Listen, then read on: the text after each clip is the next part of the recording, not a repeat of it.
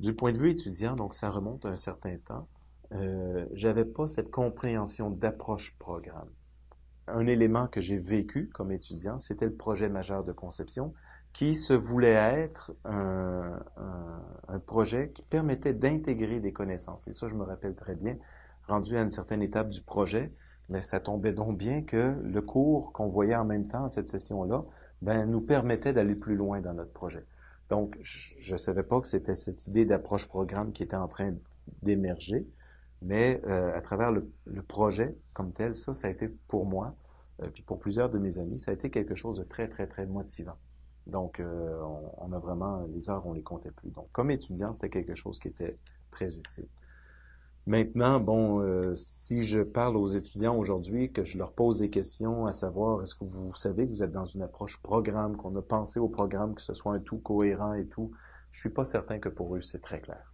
OK, donc, parce qu'ils n'ont pas ils n'ont pas ce parcours-là explicite. Comme je disais tantôt, nous, on veut l'expliciter pour qu'ils l'aient, puis qu'ils puissent voir leur progression, puis qu'ils puissent voir que le 4 ans et demi, c'est pas si loin que ça. Donc, dans 4 ans et demi, on s'attend que tu sois capable de faire ça. Donc, prépare-toi. Alors, comme étudiant, c'était vraiment la seule chose que je pouvais voir, c'était l'aspect de motivation.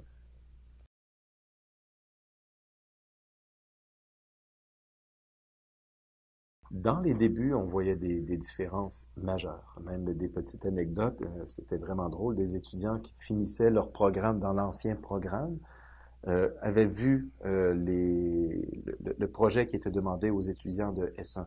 Donc, des finissants qui regardent les nouveaux qui arrivent, et les finissants ils devenaient très inquiets. Ils n'étaient pas certains d'être capables de réaliser le projet des débutants, alors qu'eux, ils terminaient leur programme.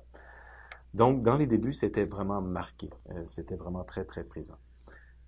Avec le temps, est-ce que c'est l'approche programme qui a perdu de son effet? Est-ce que c'est nos étudiants qui ont changé parce que les étudiants actuels sont très différents? On a pu on le ressent plus autant. Le fameux qu'est-ce que ça donne de le faire, c'est revenu à la charge et assez fortement.